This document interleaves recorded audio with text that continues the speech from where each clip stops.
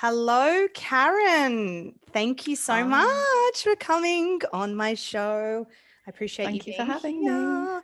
Today, I think we are going to be talking about procrastination and is it affecting your week flow? And I love this topic so much because I think so many people are going to have some light bulb moments and definitely be like, yep, yep, yep, this is me. Do you want to kind of give a little spill of what you do?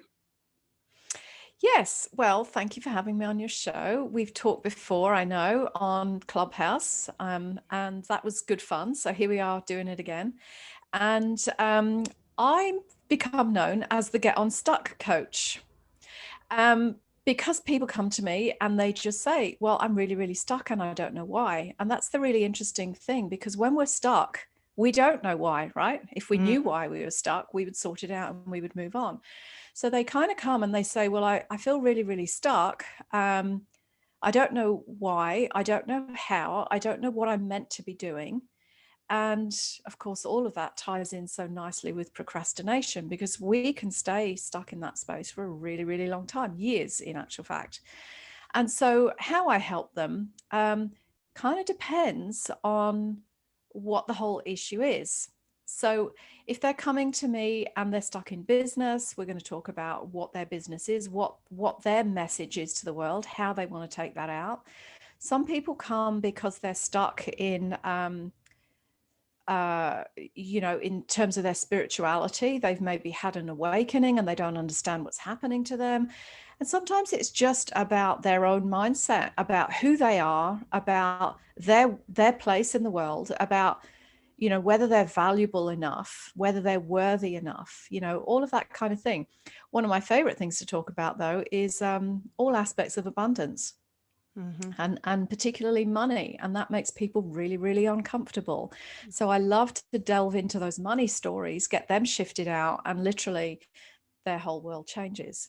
I love that So so I'm much. just going to pause a moment and say that I apologize for the helicopters that have started That's okay. circling over the top of my house. There's obviously something going on out there in the ocean that they need to be looking at. But anyway, that's That's all life, right. and we're all about keeping it real here, aren't we? We're so used to it in Sydney now. I think that's just become the norm for us. You have helped me so, so, so much. And we'll get into that shortly because, wow, the shifts that you really helped me with, especially around being stuck. I mean, I'll get into that a little bit later. But do you want to talk a little bit about like what procrastination is, like in your interpretation? Because for me personally, and I know with a lot of people that I help, it's always fear based. It's always like no matter what the excuse, I'm going to use the word excuse because that's how I used to see things. Like, I think one of the main things for me was like perfectionism. And that was just, I use that as an excuse. And because I was like, oh no, it has to look a certain way, blah, blah, blah. It was just, I was using that as an excuse so that I didn't show up or do something or change something that was like, quote unquote, a problem in my life. But what's your kind of interpretation on procrastination? Yeah, I've had procrastination too, and I still do from time to time. I think that's probably true for everyone. And I like how you brought in the word excuse, because the point is we often don't realize that we are making excuses. Yep. We want to get on with something. The excuses come so automatically to us that we don't even realize that we're doing it. And it can be excuses that we've been talking about for years, the same Yeah. excuse, the same excuse.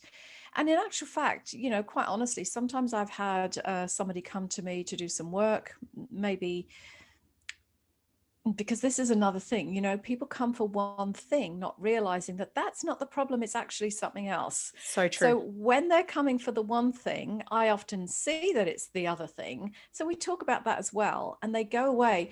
But not everybody is ready to see that other thing yet, so they continue with the excuses, which keeps them stuck for extended periods of time. So sometimes people come back a year or two later and they go, oh, when we worked together last time and you said it was that other thing, well, I've kind of just got onto that now.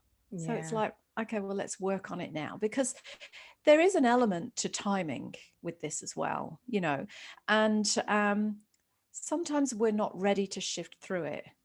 at that So true. particular time. Yep. And I think, for many of your listeners, particularly young mums with kids and homes to run and all of that, and particularly if they have any aspirations, towards starting their own business, or if they're an entrepreneur and they're trying to juggle everything at once, oh, the excuses come thick and fast. Oh, they do. I do. And I think it's also like the whole, I mean, for me personally, that whole like new identity, and you're kind of, you feel in your head stuck. You're like, I'm not that person, but I'm not this person, but I still have to do this. And it's like, who am I? What am I doing? And we also surround ourselves with people from, our old identity, new, like whatever, we're just kind of stuck in this middle, and we're kind of on this hamster wheel where we're like, who are we? What are we doing? And a lot of other people that we are close with in our circle have similar excuses. So it almost seems like normal to feel that way, which there's no normal or not normal way, but you're right. We don't even realize some of the things that we are using as excuses. Well, the interesting part to that, a little bit of psychology there, is that we love to belong to the tribe. Mm-hmm. And so as we move into a new identity as maybe mothers, right, for the first time or whatever, we then get up, we're in our baby group or our toddler group or whatever it is. And we're with these group of mothers that are using the same excuses as you've just mentioned. And there's comfort in that. There is. We feel safe within that tribe. And the point is, this goes back to, it's a tribal thing. It's goes back a long way to the time when we really needed to be within a tribe because, there were saber-toothed tigers out there and all of that stuff, right? So when you are apart from the tribe, you are not safe. So therefore, we're kind of hardwired to want to stay in a group to stay safe. Correct. And there's a reptilian part of the mind that says that when you move away from the tribe, you are not safe. So supposing that you're with a gorgeous group of mums, toddlers, babies, whatever, and then you get this amazing idea about this business, this inspiration.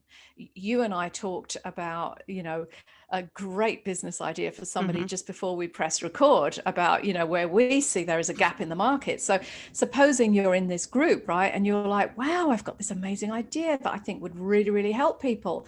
And I'm going to start to, go on to that. Well, then that's going to take time. And, you're going to be researching and you're going to be, developing ideas that may mean that you're not so available for some of those mums groups meetings or whatever. And then you're challenged, right? And you're like, oh my God, but I really need these people because they're part of my tribe. And so you start pulling yourself away from your business idea. And then you begin to take on the idea that, who am I to do this? Who am I to do that? I'm just a mom. I can't do this. I'm just a mom. And then you start self-doubt. It's like, can I really do this? Like, why am I not satisfied just to be a mum now? And it's like, oh my God, the host of these limiting beliefs that we come up with. It's so And true. so, yeah. And so, we like to also know, sorry, cut you off. We also like, you just making me jog back memories, but yeah, we like to know like the steps and how, and we want to know the outcome. But the thing is, it's like, there is no right or wrong. There is no actual step-by-step guide. You're not going to be spoon-fed certain things and ways. You just have to find perhaps that person that you connect with, whether that's you, me, someone else online, a coach, a mentor, or whatever it is, a podcast, a group, a Facebook group, someone that you resonate with, that you can kind of, build that trust and that like and that know and just be heard, and, then hone into those feelings. And it's interesting because you can't do that within your group of either your family group or friends or, your mum's group or whatever, because, and again, this is hardwired. It's a psychology thing that when one person in the group looks like they might be about to move away, it's kind of the others pull together and they start questioning. It's like, well, why do you want to do that for? What makes you want to do that? And then you go into self-doubt sometimes. One of my, he was actually a student of mine, oh, crikey, 20 years ago. He was an older man though. And he said to me, and it's always stayed with me, he said, how's the easiest way to keep a crab in a bucket? And I said, have no idea. I couldn't even see where this was leading us, right? And he Yeah. said, the easiest way to keep a crab in the bucket is to put another one in there with it, or a couple. So And I true. said, why? And he said, because the crab will always try to climb out. It wants to move on to better things. But the other crabs in the bucket with it will always pull it down. That's so beautiful. And Yep. that's true with our family, even though they love us, and our friends and our groups, mothers groups or whatever, because they love us and they do want the best for us. But seeing us begin to change and grow activates their fears and limitations. It also shows to them where they may have procrastinated when they had ideas that could have led them, somewhere. So, we're complex beings, aren't we? Definitely. And that leads me into asking you, I'm like, what are some kind of, and I call them symptoms. What are some symptoms, which are words that people use when they come to you, when they are sort of feeling like I'm sort of procrastinating, but I feel stuck? Because I know for me, a lot of people come to me because they're like, listen, I'm having this repeated overwhelm, flustered. I just can't keep on top of it. I'm disorganized. It's stressing me out. I feel like a hot mess, when it comes to getting dinner sorted. I mean, they're just like so, I'm not going to say helpless for me, but they just don't know where to start and where to end. Like, what are some common symptoms that you experience that people use? Well, because I work with spiritually minded entrepreneurs, um, they always kind of lean towards that spiritual aspect. So they say that I'm stuck, I'm blocked. They are very often think that there's some spiritual reason outside of them, as if it's this big bag boogeymen kind of, attaching to them and keeping them stuck. Or they often think it might be from a past life. Maybe there's some fear or something they did in a past life is now stopping them in this life. So that's another whole angle that we can look at, because I do work with past life stuff as well. Um, and then they say, well, I feel stuck, I'm lost, I'm directionless. And then they say, I'm disconnected. I just want my spiritual connection. I want to know what my soul purpose is. And when they feel that they're disconnected, they also then feel that they can't kind of tune into their intuition, or tune into their heart, listen to their heart. Mm-hmm. Then they become directionless because they're not listening to Yes. themselves. Yeah, yep. And shooting bullets into a black room essentially. And just, oh, we'll just try Yeah. this. Oh, we'll just try this and I'll try this. And oh, what do you know? I'm burning out and the needle's not moving. I'm not happy. I was doing this to, yeah, like fill up my cup and essentially it's burning me out. So it's having the opposite. Yeah, that's so true. And so then, like, do you feel like there's any false beliefs that come with that? Because I know, so for me, my interpretation of false belief is something, well, I'm going to say excuse, but it's not something that people say that is causing the outcome, but it's not really it. So for me, it's like, well, Marilyn, I'm not like you. I'm not naturally organized. It's like, well, it's not like I was injected with this organization vaccine at birth. Yes, I did come from a mum who, you know, did certain things a certain way, but I've got friends that didn't come from households that were quote unquote organized, and they are like, and they are what we would call organized. So I definitely know that it's not that. And I know that it's really, down to habits and just reaching out and asking for help from someone that is great at something. I'm not great at everything. I reached out to you to help me, because sometimes when we're in it, we are so emotionally bound to the situation. We can't see it. I mean, how many times, you and I always talk and you're like, Marilyn, you're so good at giving blah, blah, blah, blah, blah, these ideas. And I'm like, yeah, because I'm not in it. And you are just as great as giving me ideas because we're an outsider. So what do you like kind of experience that people come to you with these like false beliefs around procrastination and being stuck, I suppose? The limiting beliefs are interesting because majority of them come from our childhood.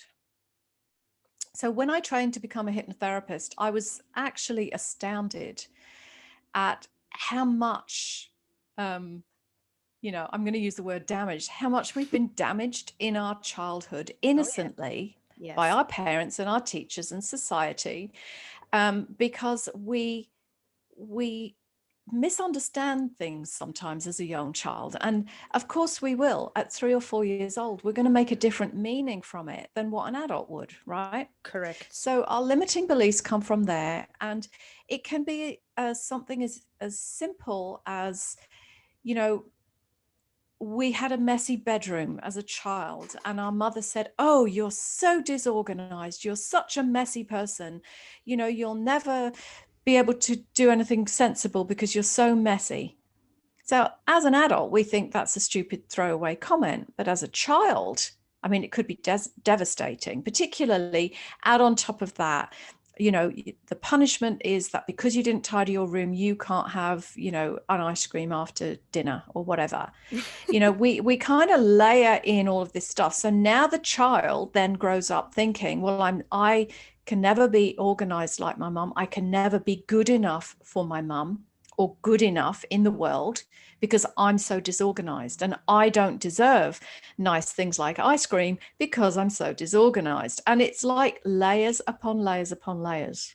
Oh my God, that is so funny because I feel like my son is very organized and clean. My daughter's not. Do you have any suggestions on how I can discipline her without damaging her? Because I just feel like, I mean, I don't do that, but I do sometimes guilty. I do say, oh my gosh, why are you so messy for? Like, not telling her off, but I do pass that comment. So yeah. Well, you know, I got to confess, my sons are 31 and 29, and I did my hypnotherapy training a few years back. But when I came back from my training, I went and trained in London.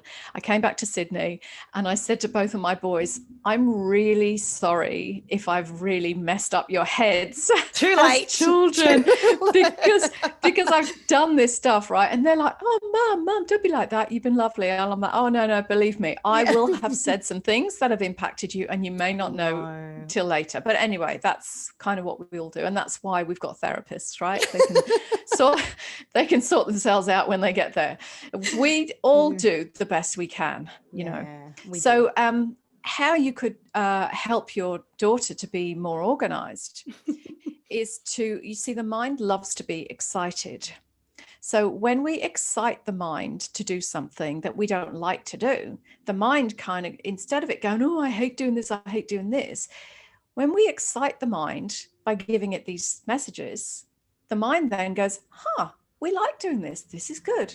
Yeah. So you have to say things like, "Yeah, we love having, you know, a nice tidy room, and let's do this because it's a really exciting, fun thing to do." So you make it exciting. Yeah. Rather than making it a chore or a really boring thing that she hates. Yeah. You go, "Wow, let's see, you know, if we can arrange all your books in a pretty way and put all the colors together," or whatever it is. Have you met my daughter Penelope? Have you met her? No. Yeah. Well, it's going to take a little bit more than that, and probably some ice cream with it. No, I'm just joking. But you are right. No, you are right. When there is excitement and that, you know, let's do it together. She likes to do things together. Yeah, it's definitely a better response. I do have to say. Exciting the mind. So, I mean, I had a messy son and a tidy son. So yeah, and I couldn't make the messy one tidy. Yeah. Well, hopefully he has a lovely partner that compliments him. Well, you know, he's in the army, and that'll straighten him up. It straightened him up. So he went off to do his basic training, and they taught him how to do hospital corners, you know, on the beds, Nothing right? gives me life more than hospital corners. Yeah. So in the army, they actually measure them. Right. So his first inspection of his room in the army is that the whoever it is, sergeant or whoever, comes in and they check that everything is perfect. They even get the measure out to make sure that the angle is right on the sides of the things, right? And everything has to be spotless, the skirting boards and the whole lot, right? So anyway, that's him. He's come straight out of home. He was 21. He went to the army. He's been trained, you know. He even criticizes the way I iron shirts now because that's not the way that you do them properly. It's like, right, okay. Yeah. Anyway, so he moved into his apartment and he was having his first inspection by the real estate agent, you know. So he's got everything tidied up, ready. And he was there when they came to do the inspection. And I said to him later on the phone, I said, "So how did the inspection go?" He said, "Oh, fine." He said, "God, she didn't even check my skirting boards." I'm like, darling, it's not an army inspection. It's I just real feel estate. I feel like I'm getting like a business idea where he kind of trains husbands how to do these basic tasks around the house. Like, it'll make our lives a lot easier. Look, my husband's pretty It good, would. but yeah, it does take that whole training. Oh my goodness. But you're Yeah. so So that right. was slightly off topic there, but No, anyway. no, but you're right. When you talk about that whole excitement, I find that too. I mean, bringing it back to food, like with how I help people as well. I just think that for me, it's not really that the women that come to me love cooking. They actually enjoy it. It's just the headache of what to cook and thinking of it, and something that somewhat has become a chore. And I know, like, especially like, this kid doesn't eat that kind of, blah, blah, blah. And I give lots of options. Like, you don't like prawns, have chicken. You don't like this, change it to that. It's easy, but it's just taking that thinking out of it. And I think once there's a little bit of organization, and that goes with everything, whether it's in business, whether it's in cooking, whether it's in, gardening, whatever the hell it is that you do, once there's a little bit of forward thinking, just a little bit. And I find that some people come to me and they're like, well, I don't have time to meal plan. It's like, yeah, but you also are going to the supermarket day in, day out, trying to think what the hell you're going to cook or what you're going to. And I know this happens with business because I've been there as well when I didn't have that clear vision and that, path and strategy. It was like, you just sit down to do stuff, but you're just doing random shit or you're just cooking Mm. random meals. And therefore, the stress and the strain that's been put on top of what you're doing, it's A, not enjoyable. B, you're just energetically crap doing it. So yeah, so I find that really interesting. But I think for you, I was so drawn to you because I think you saw my kind of struggle. And I was like, I don't know, I'm kind of drawn to Karen, but I was stuck. And I use that word because I felt that for me, I think I'm a multi-passionate entrepreneur as well. I love a lot of things, but also I need to hone in on one thing or be focused on one thing. And I just was like, I don't know these two things that are going on in my mind. How can I merge them? Do they make sense? Is it a diversion? And when I did your 2 hour, is it the quantum? What was it called again? The quantum. Yeah, we did a quantum visioning session. It was amazing. And it just, I mean, I can't even articulate it because it was so light, so effortless. It wasn't like I was in this state where it's like, people how they think like about hypnosis, like, oh, like you're going to start barking like a freaking dog or some shit that they have. Like, I don't know where that came from, but it was so light. And at the end of it, I was like, oh my God, really? Like something that I made out to be such a big freaking deal in my mind. And that was holding me stuck and holding me back to move forward in terms of my planning, in terms of, you know, executing certain things. I was like, really? Really? I was like, so I felt like an idiot, like stressing Well, out about something so basic that you helped me see just through that 2 hour process. I couldn't believe it. Honestly, I can't believe it. yeah, it's a great process. Some people are very afraid of hypnosis, and I do actually call it like a hypno meditation, Yeah. really, because the thing with hypnosis and meditation, and I do both, is that all it is really is that you're going into an alpha brainwave state, or sometimes people go into a theta if they go deeper. Um, and once you're in that brainwave state, you're not so in your conscious critical mind anymore. You've just Correct. dropped into a different level. And then in that space, you allow the creativity of your subconscious mind to come through. And then it gives you the visions of the potentials that are within you. Because I first discovered this years ago. I used to do, always used to have a stand at the Mind Body Spirit festivals around Australia. And I started to do these psychic readings at the stands, and people would say, oh, could you tell me, what my life, what my life will look like in 6 months or a year's time, or how will my business go in 6 months? And I thought, well, it's never as simple as just one pathway. We Mm. have, I see at least 4 or 5 options every time I look, because our future is not written in stone. We are the creative force. We can change direction at any point in time. And so we can have, even for you, right, your Mhm. beautiful vision. We looked at where you're going to be in 2 years' time if you stay in exactly the same mindset that you are now. We looked at your highest potential once you were out of your quandary of what do I do. Yep. We looked at the highest potential. Now, your highest potential is amazing. Mhm. But if tomorrow morning you get up and you go, you know what, I know that's my highest potential, but I actually want to go off and do dress design instead. Yep. Well, now you've just shifted your whole focus.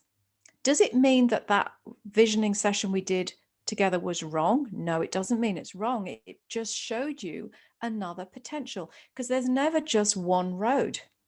So you change your mind, and then we have a look and go, oh my God, at your highest potential, you could do this with dress designing or whatever it is. So we're never limited. It's just us that think we are. I love that. Yeah. I love that. And I Mm. love hypnosis, and I love, for me, my busy, busy mind. Like, my mind is something that you would see if you were looking at a computer screen with like 50 tabs open and everything just loading, loading, loading. That's me. And Yeah. for me, it really helps quieten that. And I don't Yeah. necessarily, like, obviously I did with you because it was very guided, but when I do other hypnosis, and not for long or anything like that, I don't really see too much in there. But it's later, and I'm sure a lot of people relate to this, that when they're like standing doing something mindless, because again, I think that's the alpha state. Yeah. I don't care what anyone says. If you don't believe it or not, I'm sure you would have all had this moment where you're driving the car, and maybe not with the kids screaming in it, or you're washing the dishes or doing something mindless, and you're like, you get this idea and you're just like, oh, and it's because your brain is in that state, isn't it? Yeah, absolutely. In the shower is a classic one. Yep. And for me, when I'm walking my dog in the morning, Yep. because I'm just kind of in a relaxed state, I'm not really thinking about anything. That's the alpha brainwave state. And we go in and out of that numerous times a day. How have you kind of seen with your clients like afterwards? Because I know that for me, like, just with the whole meal plan, I mean, I've only been doing it for a few months now, but I've had women write back to me and be like, oh my God, I'm actually enjoying cooking again. I'm like not freaking stressed. Like, that headache's gone out of the day. And it's something really small and simple, but it can be very stressful, especially when you're like yo-yoing and you have a business, or maybe you're working and Zoom meetings. And I mean, there was homeschooling at a point, or taxi Mm. driver mum.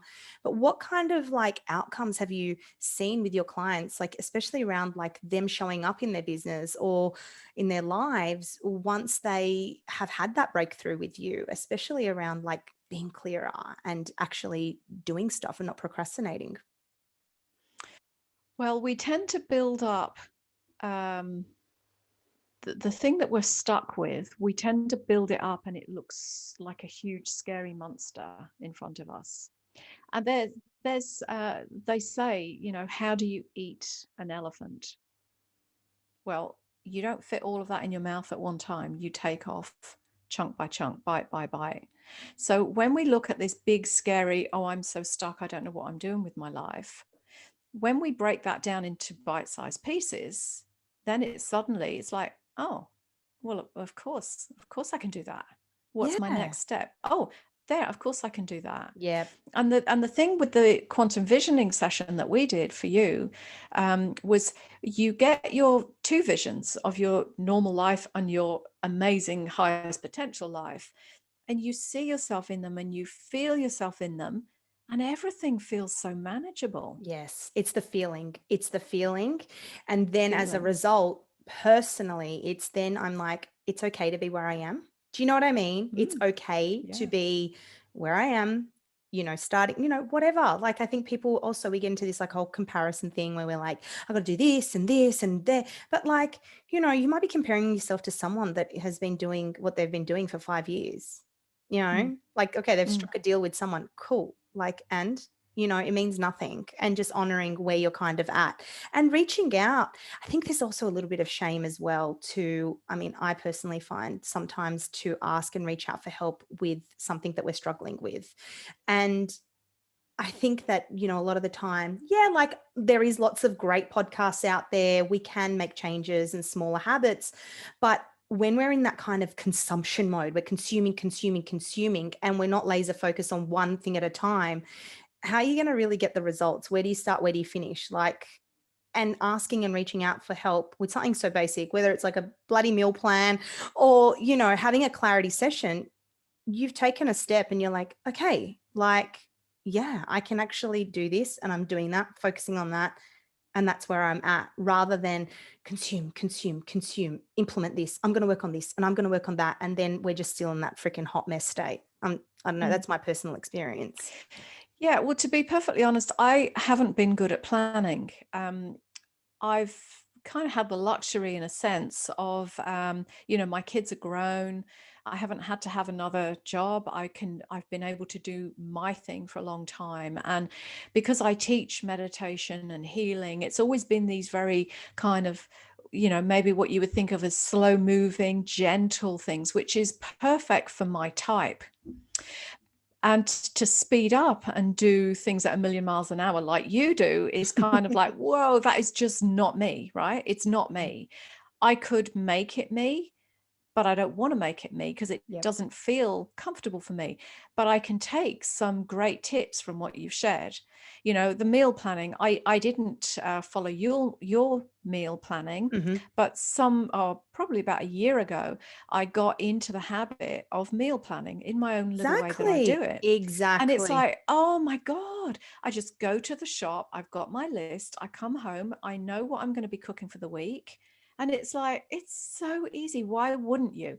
And here I am, I'm 57 years old and I've only been meal planning for the last year. It's like, where did I miss that? So I know. with Yeah. young children, oh my God, that would be amazing. I've got to confess, I did live in Asia for 6 years Oh, stop it. and Whereabouts? I was in Singapore. So my brother lives there. That's Yeah. amazing. Beautiful Yeah. food. Yeah. So I had a gorgeous maid, Yeah.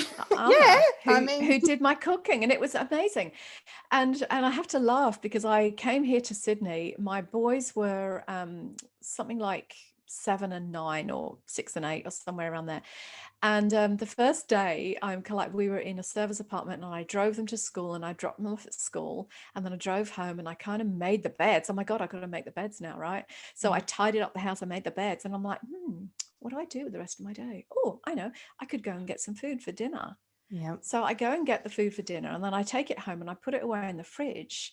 And then I go and pick them up from school at the end and we come home and we're playing at the park and all of this. And I'm like, oh my God, I have to cook. Crikey.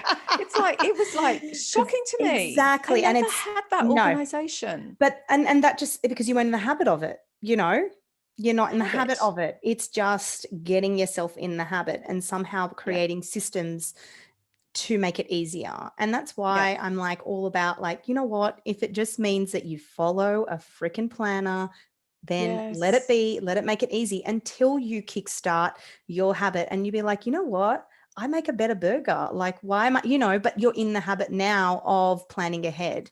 That's the Yeah. underlying, yeah, that's the byproduct, I have to say. Well, That's it.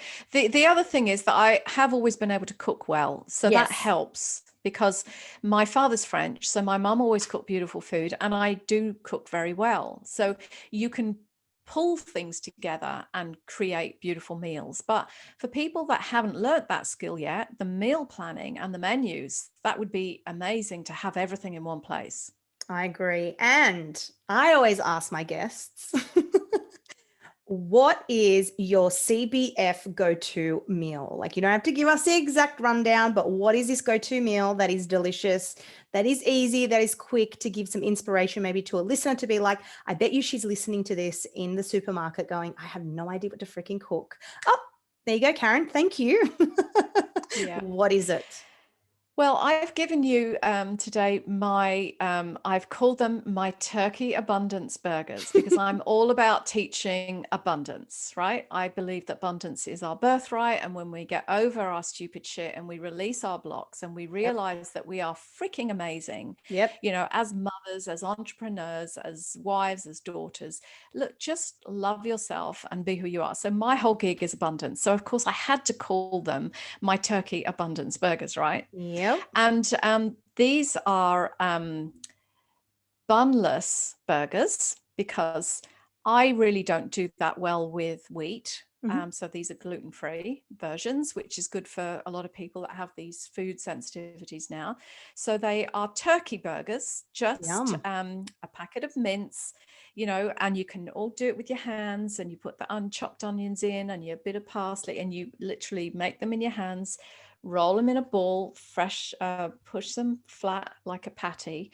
And I always kind of flick them back and forth in a bit of flour, and I use buckwheat flour so that, Yeah, again, we're that's a not good. having the gluten in it. Because I'm kind of quite interested in food. I am actually a nutritionist, even though I don't practice as one. And so with that, you just cook them easily in the pan. It takes what, 8 Few minutes, minutes. 6 minutes, Yeah. depending on the size. First off, of course, you heat the oven and you put in there your sweet potatoes, chips, olive Yum. oil, bit of rosemary, lots of Himalayan salt. I Salt. like Himalayan crystal Yum. salt. I'm gonna make this. They're baking away, and then so you put them in first, you make your little patties, you cook them, you get your onion rings, you cook them. Once they're cooked, you put them on a baking sheet, a little bit of cheese, cheddar cheese on the top, and your Yep. onion ring, Always you has to be put them cheese. in. Yeah, cheese melts nicely on the top in about a minute, and by then you're pulling everything out on the plate. Yep. You've got your sweet potato fries, you've got your burger with your onion and your cheese melted on the top, and you put some tomatoes, some rocket, a little bit of gherkin Love on your this. plate. Oh my Crowd God. pleaser. Crowd pleaser. And Oh I my think God. that I love these kind of recipes because you know what? It's easy. If you have kids, if you don't have kids, if someone has an allergy, they don't, you can adapt it to what you like. Change your mince over. If you want to add buns, add them. Like I usually have bunless too. However, I always have brioche for the rest of the family. I love it. Yeah. I'm actually going to make it, and I will provide everyone with the recipe as well and post it. You can probably find that on Instagram. And Karen, how can people find you? Where can they find you? Well, I'm kind of in all the usual places like we are these days. I So know. you can find me on Facebook, Karen Turpin, because that's my name. Instagram, I have a YouTube channel. Where else am I? Karen Turpin, spiritual coach. Beautiful. That's what I'll I add do. all That's the what I am. links in the show notes as well. And Yeah. oh my God, thank you. Thank We you could so talk much. for hours. We'll have to do it I again. know. I'm always like, these are going to be short, sweet, simple. And then I have Karen on and it's like 2 hours later. But I bet you everyone listened to it to the end because I could listen to your voice all day, every day and chat to you. We're very yin and Oh, you're yang. so And I sweet. feel like the closest people to me are very, mellow and yeah. But anyway, thank you so much for your time. Well, we all need a balance in life. We need I your know. organization, and we need me being so chill and relaxed that it's like, organization? What is that? Yeah. That's why we're very good for each other. We are very, very good. Thank you so, so, so, so much, Karen. My pleasure. Thank you. Thanks.